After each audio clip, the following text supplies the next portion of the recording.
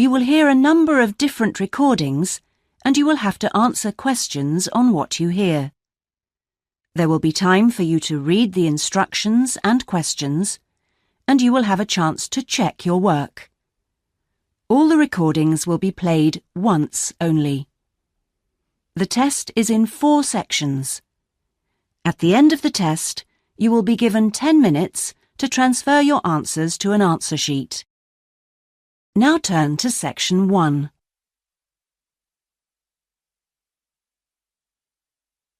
Section 1. You will hear a conversation between a student and a job advisor. First, you have some time to look at questions 1 to 5.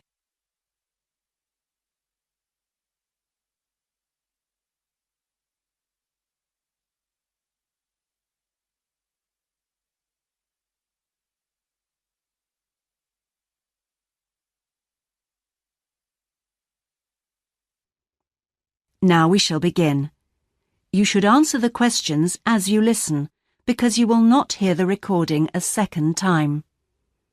Listen carefully and answer questions 1 to 5. Good morning. Oh, good morning. Is this, room number 26? Yes, that's right. So, is this the Student Job Centre? It certainly is. How can I help you? Well, actually, I'm looking for a job, a part-time job. Do you have anything available at the moment? Yes. Are you a registered student? I'm afraid this service is only available to full-time students. Yes, I am. I'm doing a degree in business studies. Here's my student card. Which year are you in? Well, I've been at uni for 4 years, but I'm in the 3rd year because I took last year off. Right. Well, let's just have a look at what positions are available at the moment. There's a job working at the reception desk at the sports centre for 3 evenings a week. That's Wednesdays, Thursdays and Fridays. Oh, that sounds like fun, but unfortunately I have evening lectures, so that's not possible, I'm afraid. Is there anything during the day? OK, that's no good then. What about cleaning? There's a position for a cleaner at the childcare centre. Right. But you'd need to be there at 6 a.m. Does that appeal? 6 o'clock in the morning? Ooh, that's far too early for me, I'm afraid. I'd never make it that early in the morning. Well, there was a position going in the computer lab for 3 days a week that might be OK. Here it is. No, it's in the library, not the lab. Clerical assistant required. I think it mostly involves putting the books back on the shelves. Oh, no, hang on. It's for Wednesday and Friday evenings again. No, I can't manage that because of the lectures. OK, I'm getting the idea. Look, I'll just get a few details from you anyway, and then we can check through the list and see what comes up. Before you hear the rest of the conversation, you have some time to look at questions 6 to 10.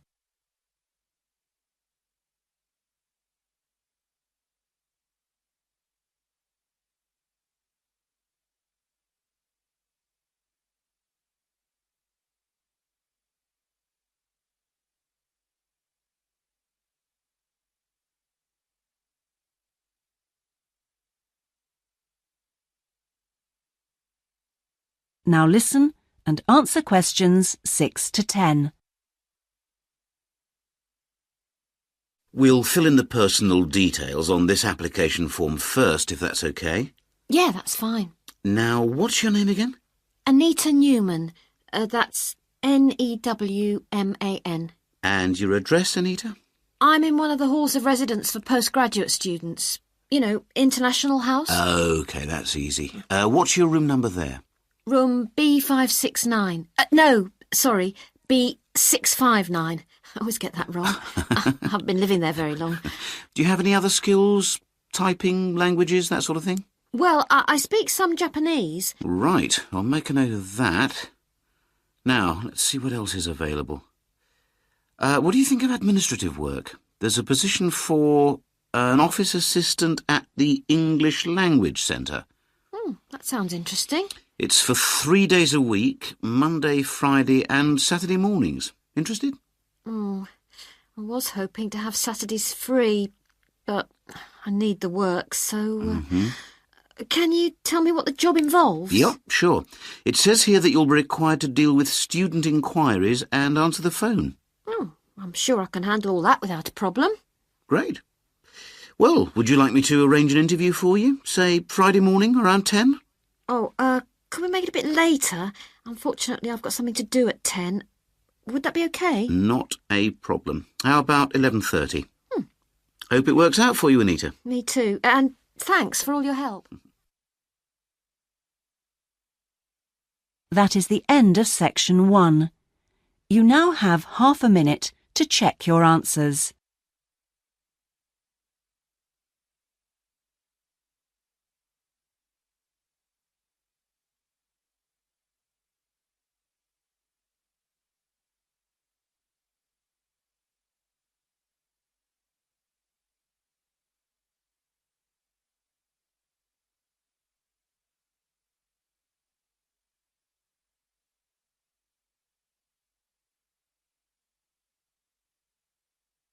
Now turn to section 2.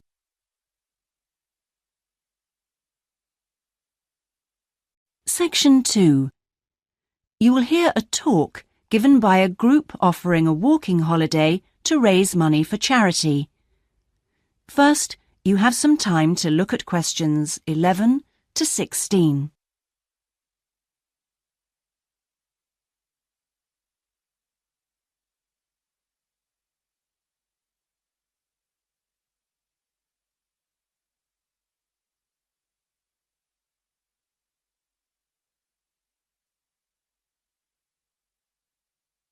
Now listen carefully and answer questions 11 to 16.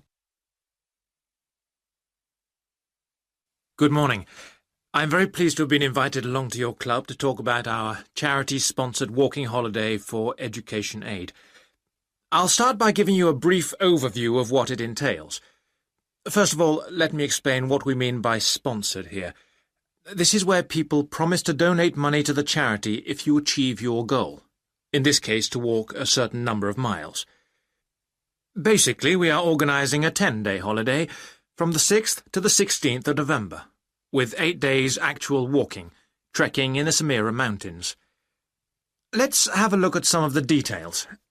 We require you to raise sponsorship money of at least $3,200, paying $250 of it up front as a deposit, and the rest in stages throughout the year.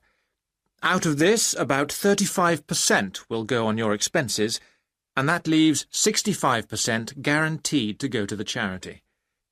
Which brings me to the most important part. This trek is being specifically organised to help education in the Samira region. Last year, we helped train teachers for the disabled, and this year we're focusing on the pupils.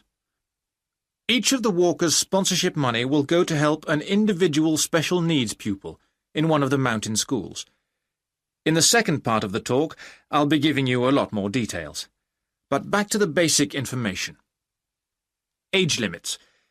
This is the second time we've run this kind of holiday, and on the first we even had an 80-year-old. But we found it was wise to establish limits this time. You have to be at least 18, and the top limit is now 70. Though you need to obtain a health certificate from your doctor if you are over 60 years old.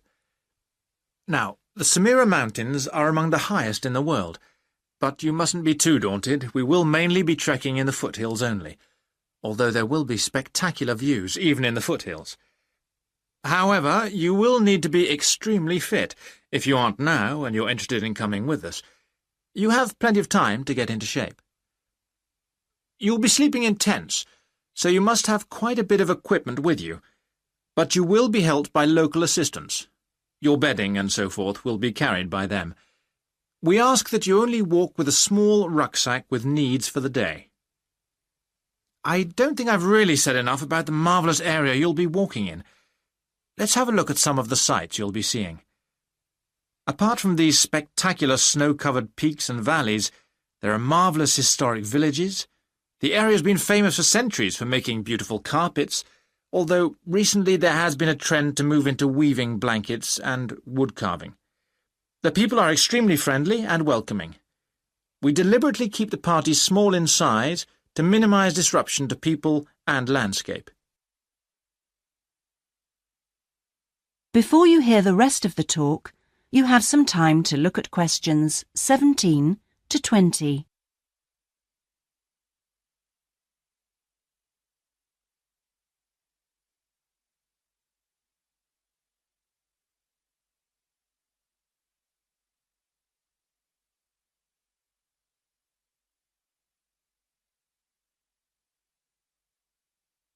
Now listen and answer questions 17 to 20. I hope that there are still some people interested. I will be distributing leaflets at the end where you can find out more information. But just for the moment, I'll outline the itinerary, the main high points of the holiday. Obviously, you'll start by flying out to Kishba, the capital city, on day 1. After a couple of days to acclimatise yourself, you'll start the trek on day 3, walking through the enormous Katiba forest, which will take the whole of the day. Day 4 takes us higher up, going through the foothills, past a number of villages, and visiting a school for the disabled in Sohan. Then you have a rest day, that's day 5, before going to the spectacular Kumi Temple, with 12th century carvings, set in a small forest by a lake, and that's day 6, the highlight for many. We stay near there for day 7, because then comes the hardest day, walking through very mountainous country, but culminating in a swim in the Pate Falls. This is the highest waterfall in the region. Day 9 is much easier, with part of the day spent in a village where they make some of the gorgeous red blankets. Then back down to Kishba and the journey home. So, you can see it's a pretty packed timetable. That is the end of section 2. You now have half a minute to check your answers.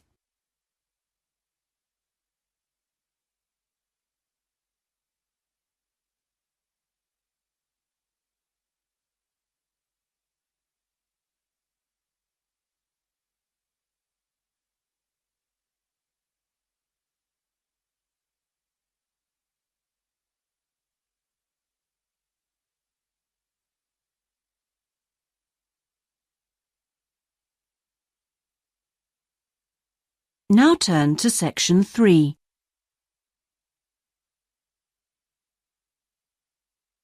Section 3. You will hear part of a seminar on ocean research given by a climate scientist. First, you have some time to look at questions 21 to 25.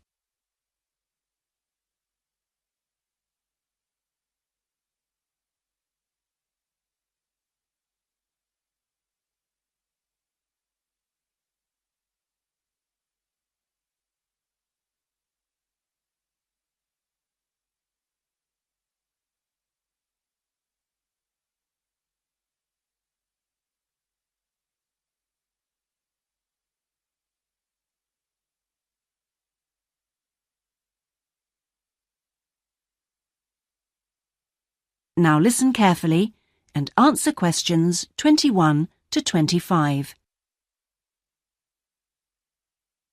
Thanks to all of you for coming along today to hear about how the Robotic Float project is helping with ocean research. Well, first of all, we'll look at what a robotic float does and its use. So let's start with the device itself. It looks a bit like a cigar, and it's about 1.5 meters long. More importantly, it's full of equipment that's designed to collect data, so it can help us in building up a profile of different factors which work together within the world's oceans. Sounds like a big project. Isn't it too big for one country to undertake? That's quite true, but this project is a really good example of international cooperation. Over the last 5 years, scientists from 13 countries have been taking part in the project and launching floats in their area of ocean control. And next year, this number will rise to 14 when Indonesia joins the project. That's impressive. But let's move on to how floats work. The operational cycle goes like this. Each of the floats is dropped in the ocean from a boat at a set point and activated from a satellite. Then the float immediately sinks about 2,000 meters. That's 2 whole kilometers down in the water. It stays at this depth for about 10 days and is carried around by the currents which operate in the ocean at this level. During this time, it's possible for it to cover quite large distances, but the average is 50 kilometers. So, what is it actually recording? Well, at this stage, nothing. But as it rises to the surface, it collects all sorts of data. Most importantly, variations in salinity, that's salt levels, and the changes in temperature, a bit like underwater weather balloons. Then, when it gets back to the surface, all the data it's collected is beamed up to the satellite. After about 5 hours on the surface, the float automatically sinks, beginning the whole process again. What happens to the data? Well, the information is transferred direct to onshore meteorological stations, like our one in Hobart, and within 4 hours the findings can be on computers, and they can be mapped and analysed. Before you hear the rest of the seminar, you have some time to look at questions 26 to 30.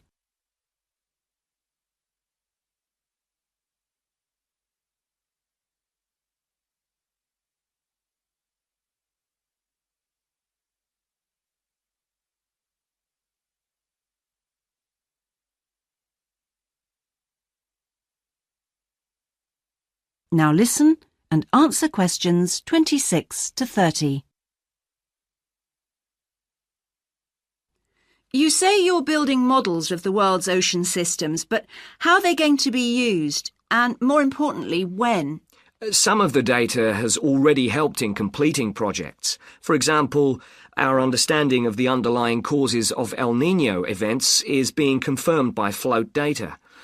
Another way we're using float data is to help us to understand the mechanics of climate change, like global warming and ozone depletion. That's part of an ongoing variability study, but the results are still a long way off. However, this is not the case with our ocean weather forecasting. Because we know from the floats what the prevailing weather conditions will be in certain parts of the ocean, we can advise the Navy on search and rescue missions. That's happening right now, and many yachtsmen owe their lives to the success of this project. In addition, the float data can help us to look at the biological implications of ocean processes. Would that help with preserving fish stocks? Yes, and advising governments on fisheries legislation. We're well on the way to completing a project on this. We hope it will help to bring about more sustainable fishing practices. We'll be seeing the results of that quite soon. It sounds like the data from floats has lots of applications. Yes, it does. It's also a powerful agricultural tool. If we were aware of what the weather would be like, say, next year, we could make sure that the farmers planted appropriate grain varieties to produce the best yield from the available rainfall. That sounds a bit like science fiction, especially when now we can't even tell them when a drought will break. I agree that this concept is still a long way in the future, but it will come eventually, and the float data will have made a contribution. That is the end of section 3. You now have half a minute to check your answers.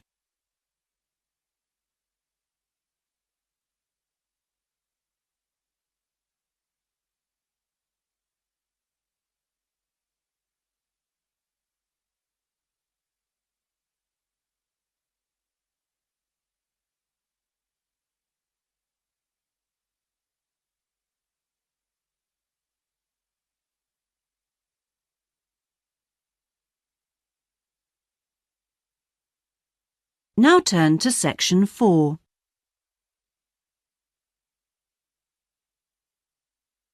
Section 4.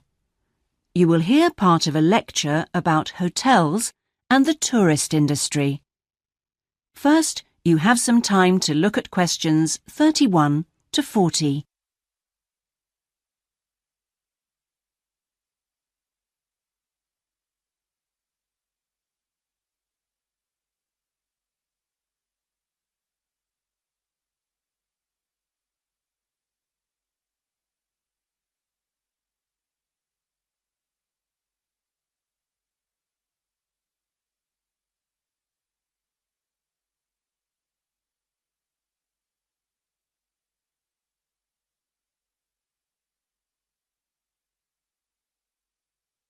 Now listen carefully and answer questions 31 to 40. Good morning, everyone. Today's lecture forms part of the Hospitality and Tourism module. Last week, I looked at the economy end of the hotel business. This week, I'm going to discuss the luxury end of the market. Let's consider the following scenario. You wake up in the middle of the night in a strange hotel miles away from home, disoriented most probably from jet lag, when even the most expensive surroundings can seem empty and dispiriting. You have paid a great deal of money to stay in this first-class hotel with its contemporary technology, but according to recent research carried out by an international travel and public relations company, all is not well.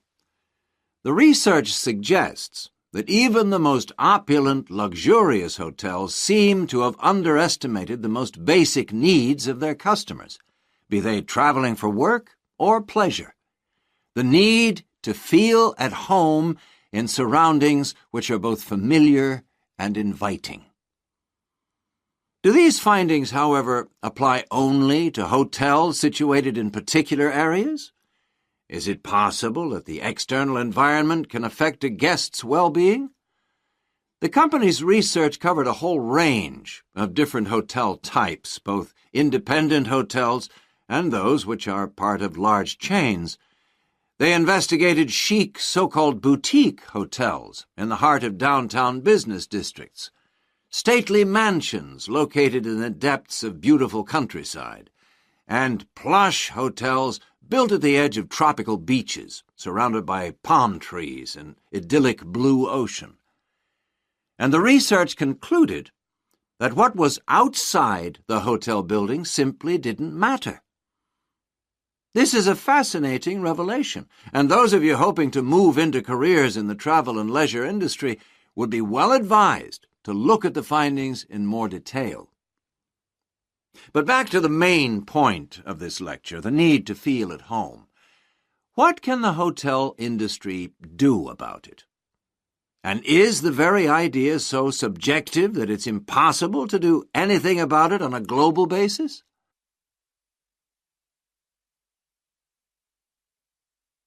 However, nothing stands still in this world. One company has come up with the slogan, "Take your home with you," and aims to provide clients with luxury serviced apartments. Those in the business travel industry maintain that these serviced apartments dispense with all the unwanted and expensive hotel services that business travelers don't want, while maximizing the facilities they do want. For example, not only sleeping and living accommodation, but also a sleek modern kitchen that allows guests to cook and entertain, if they wish, at no additional cost. The attractions of such facilities are obvious, and it'll be interesting to see whether the company manages to establish a trend all over the world and make a lasting impact on the luxury accommodation market. Now, finally, I want to consider the psychology underpinning the traditional holiday hotel industry. As a hotelier, how do you go about attracting people to give up the security of their own home and entrust themselves to staying in a completely strange place and sleeping in an unfamiliar bed? Firstly, hotels exploit people's need to escape the predictability of their everyday lives. For a few days, people can pretend they are free of responsibilities and can indulge themselves. Secondly, there is something very powerful in our need to be pampered and looked after. It's almost as if we returned to being a baby when everything was done for us and we felt safe and secure.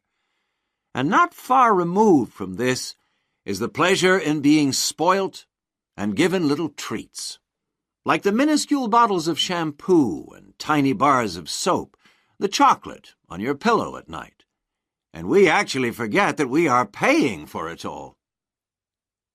Next week, I'm going to look at eco-hotels, a fairly new phenomenon, but increasingly popular, particularly... That is the end of section 4. You now have half a minute to check your answers.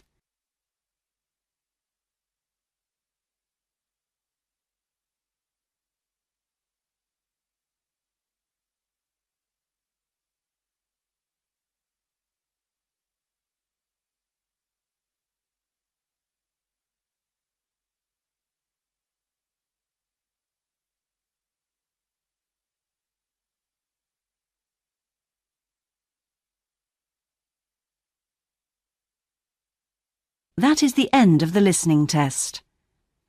In the IELTS test, you would now have 10 minutes to transfer your answers to the listening answer sheet.